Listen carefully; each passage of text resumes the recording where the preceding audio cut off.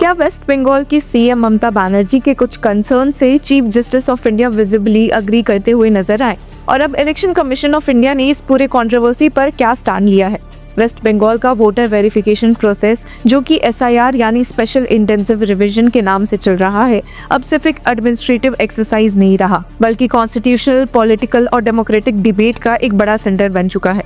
Supreme court में जब इस मैटर पर सुनवाई हुई तो कोर्ट रूम का माहौल काफी टेंस था और साथ ही एक सीरियस मैसेज भी डिलीवर हुआ, स्पेशली वोटर्स के respect, transparency and procedural fairness को लेकर। ये पूरा मुद्दा तब और हीटेड हो गया जब सीएम ममता बनर्जी खुद सुप्रीम कोर्ट में अपीयर हुई और इलेक्शन कमीशन पर सीरियस एलिगेशंस लगाया कि उनका SIR process large scale disenfranchisement का कॉज बन सकता है और ये process allegedly opaque, hasty, unconstitutional and illegal actions of the ECI का एग्जांपल है। Hello law lovers and justice seekers, welcome to law Chakra. हम आपके लिए लेकर आए हैं कुछ बहुत ही exclusive. Introducing law Chakra prime membership, जो आपको देगा exclusive access like never before. बनिए लॉ चक्रा की प्राइम मेंबर और अनलॉक कीजिए full potential of legal knowledge. अभी ज्वाइन कीजिए। अब सुनवाई के दौरान जो एक मेजर कंसर्न सामने आया वो था ECI के नोटिसेस जो वोटर्स को भेजे जा रहे थे, सिर्फ नाम के स्पेलिंग डिफरेंस या माइनर डिस्क्रिपेंसी के बेसिस पर।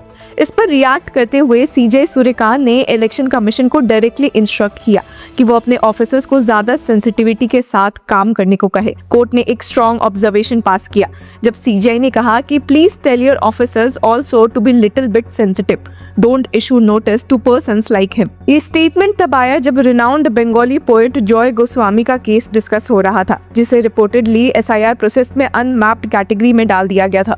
ये इंसिडेंट सिर्फ एक इंडिविजुअल केस का नहीं था, बल्कि इस बात का सिंबल बन गया कि क्या वेरिफिकेशन प्रोसेस ग्राउंड लेवल पर ओवरली टेक्निकल एंड इनसेंसिटिव हो रहा है। अब सीएम ममता बनर्जी ने अपने सबमिशन में ये भी हाईलाइट किया कि काफी वुमेन वोटर्स को नोटिस इशू किए गए हैं क्योंकि शादी के बाद उनका सरनेम या एड्रेस चेंज हो गया, जो इंडिया जैसे सोसाइटी में एक कॉमन फेनोमेनन है।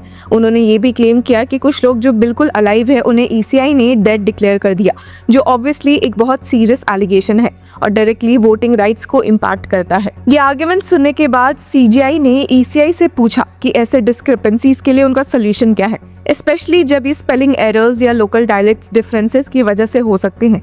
CJ सूर्यकांत ने एक इम्पोर्टेंट ऑब्जर्वेशन में कहा, What is your solution for this?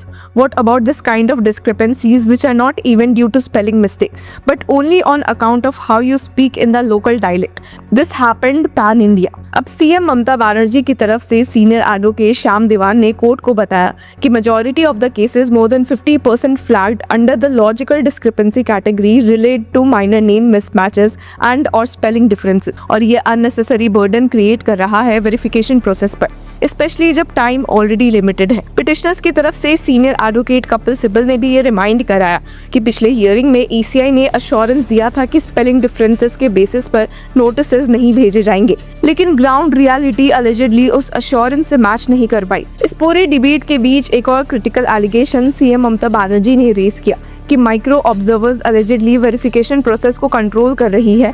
Electoral registration officers जो लीगली ऑथराइज्ड है, उनके पास रियल डिसीजन मेकिंग पावर नहीं रह गई। इस कंसर्न को एड्रेस करते हुए CJ सूर्यकांत ने स्टेट को अश्योरेंस भी दिया कि अगर जरूरत पड़ी तो कोर्ट डायरेक्शंस पास करेगा जिसमें ये इंश्योर किया जाएगा कि हर डॉक्यूमेंट बूथ लेवल ऑफिसर्स के साइन से ही वैलिडेटेड हो, क्योंकि वो ऑफिशियली ऑथराइज्ड ऑफिशियल्स होते हैं। ये अश्योरेंस एक तरह से प्रोसेस अकाउंटेबिलिटी को रीइंफोर्स करता है। अब सुप्रीम कोर्ट ने एक कंस्ट्रक्टिव सजेशन भी दिया जहां CJ सूर्यकांत ने प्रपोज किया कि स्टेट गवर्नमेंट अपने ऑफिसर्स जो बांग्ला और लोकल डायलेक्ट्स में प्रोफिशिएंट है उन्हें ECI की असिस्टेंस के लिए डेपुटेशन पर भेज सकती है।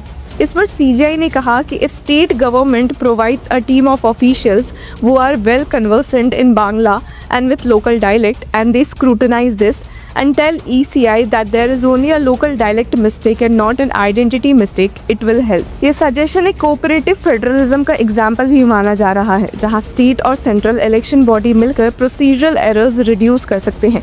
अब अगर ECI के स्टैंड की बात करें तो इलेक्शन कमीशन ने क्लियर किया है कि वो SIR प्रोसेस को शेड्यूल डेडलाइन फरवरी 7 तक कंप्लीट करने के लिए कॉन्फिडेंट है। Chief electoral officer Manoj Kumar Agrawal ने स्टेटमेंट दिया कि hearings for over 1.5 crore voters are now in their final stage. उन्होंने ये भी एम्फेसाइज किया कि फाइनल वोटर्स लिस्ट फ्लॉलेस बनाने के लिए multi layer monitoring system implement किया गया है। ECI के अकॉर्डिंग हियरिंग से जो डेटा अपलोड हो रही है उसे माइक्रो ऑब्जर्वर्स वेरीफाई कर रहे हैं और स्पेशल ऑब्जर्वर्स डॉक्यूमेंट्स, इंफॉर्मेशन और डिसीजंस का सुपर चेक्स कर रहे हैं। ईसीआई ने ये भी क्लैरिफाई किया कि माइक्रो ऑब्जर्वर्स जो पहले हियरिंग सेंटर्स पर स्टेशन थे, अब रोल ऑब्जर्वर्स को असिस्ट कर रहे हैं ताकि वोटर लिस्ट मेंटेन करने में एक्यूरेसी इंश्योर हो। इसके अलावा ईसीआई ने ये भी बताया कि अब तक 7,44,000 से ज़्यादा वोटर्स ने वोटर लिस्ट में इंक्लूजन के लिए अप्लाई कर दिया है, जो उनके हिसाब से प्रोसेस के एक्सेसिबिलिटी और पार्टिसिपेशन का इंडिकेटर है। इलेक्शन बॉडी का कहना है कि स्ट्रिक्ट मॉनिटरिंग हर लेवल पर इन्फोर्स की जा रही है ताकि फाइनल इलेक्टोरल रोल क्रेडिबल और एरर फ्री हो। लेकिन पॉलिटिकल और लीगल सर्कल्स में डिबेट ये है कि क्या एक्सेसिव वेरिफिकेशन और कैटेगराइजेशन डेमोक्रेटिक इंक्लूजन को अफेक्ट कर सकता है या नहीं। अब बैकग्राउंड में सीएम ममता बनर्जी ने अपनी पिटिशन में ये भी एलिगेशन लगाया है कि लॉजिकल डिस्क्रिपेंसी कैटेगरी में डाले गए लोगों की लिस्ट कोर्ट के डायरेक्शंस के बावजूद ऑनलाइन अपलोड नहीं की गई, जिससे ट्रांसपेरेंसी कॉम्प्रोमाइज हुई और अफेक्टेड वोटर्स को प्रॉपर अपॉर्चुनिटी नहीं मिल पाई अपनी पोजीशन क्लैरिफाई करने की। पिटिशन में एक और अलार्मिंग क्लेम ये है कि मालदा जैसे डिस्ट्रिक्ट्स में रिपोर्टेडली जनवरी 22, 2026 की सुबह लगभग 20,000 केसेस को अदर्स कैटेगरी से शिफ्ट करके लॉजिकल डिस्क्रिपेंसी कैटेगरी में डाल दिया गया, जो एलिजेडली सुप्रीम कोर्ट के जनवरी 19 के ऑर्डर के बाद हुआ। सीएम ममता बनर्जी ने इस मूव को एक नेफारियस प्लान कहा और अपनी प्ली में लिखा कि this is highly illegal and reflects brazen impunity of law and a complete disregard of the order passed by this honorable court। अब सीएम ने एसआईआर प्रोसेस पर लैक ऑफ कॉन्फिडेंस एक्सप्रेस करते हुए कोर्ट से ये भी रिक्वेस्ट किया कि अपकमिंग असेंबली इलेक्शंस 2025 के वोटर लिस्ट के बेसिस पर कंडक्ट की जाए। उन्होंने पहले भी चीफ इलेक्शन कमिश्नर को लेटर लिखकर ये एलिगेशन लगाया था कि SIR process representation of people act और एप्लीकेबल रूल्स का वायलेशन हो रहा है। अब इस पूरे केस ने एक बड़ा कॉन्स्टिट्यूशनल क्वेश्चन रेज कर दिया है। क्या इलेक्टोरल रोल वेरिफिकेशन जैसे एडमिनिस्ट्रेटिव एक्सरसाइज में एफिशिएंसी और इंक्लूसिविटी के बीच बैलेंस मेंटेन हो रहा है? सुप्रीम कोर्ट का इंटरवेंशन ये सिग्नल करता है कि procedural fairness and voter dignity को इग्नोर नहीं किया जा सकता। तो व्यूअर्स, इस पूरे मुद्दे पर आपकी क्या राय है? Do let us know in the comment section. Until then keep following law चक्र।